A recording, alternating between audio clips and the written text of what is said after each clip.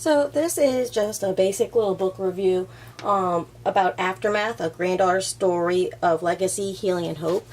And basically, before I really get into my review, I'll just tell you about the book. Aftermath is about being born into a history that never goes away. It is about reconciling memories of a tragic past with hopes for a better future.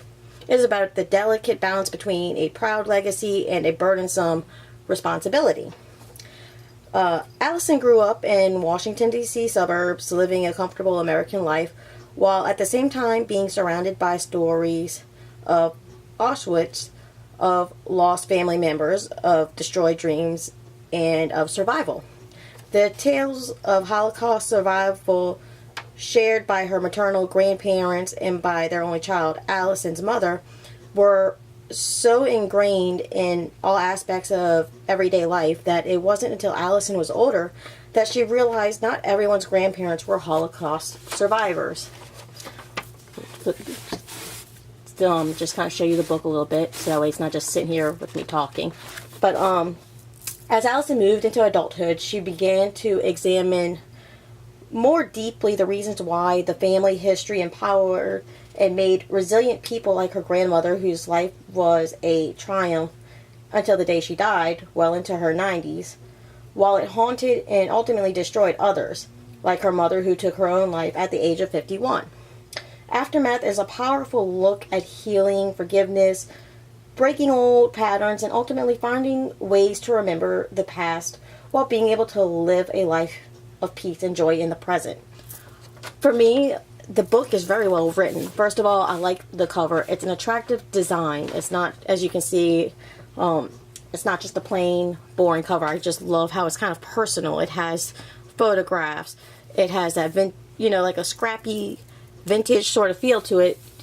So that's just attractive to me in general before reading the book. Of course, you have all the information about the book and the author on the back. Reading the book, it was actually very easy read, very well written, and it's a great author. Just a little about the author, who is actually Allison.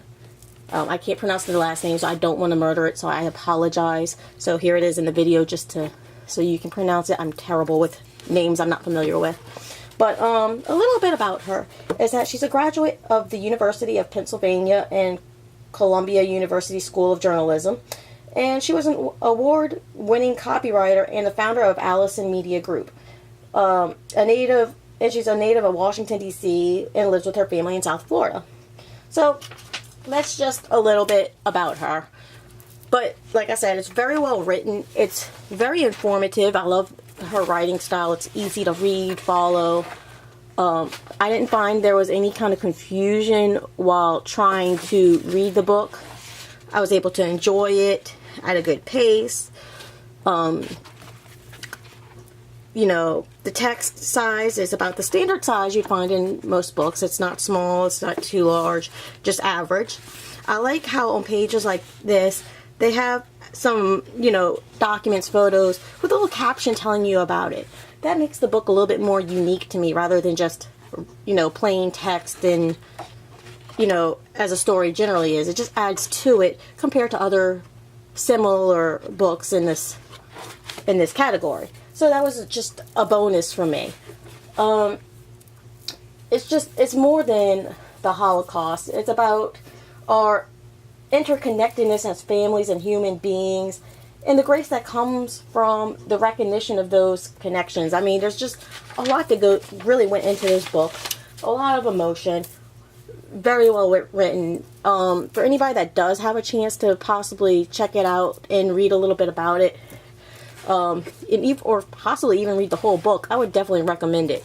I mean, it's really not long. I mean, from start to finish, you literally have 191, if you count the last pages, 192 pages, so right under 200 pages, and it's definitely a great read.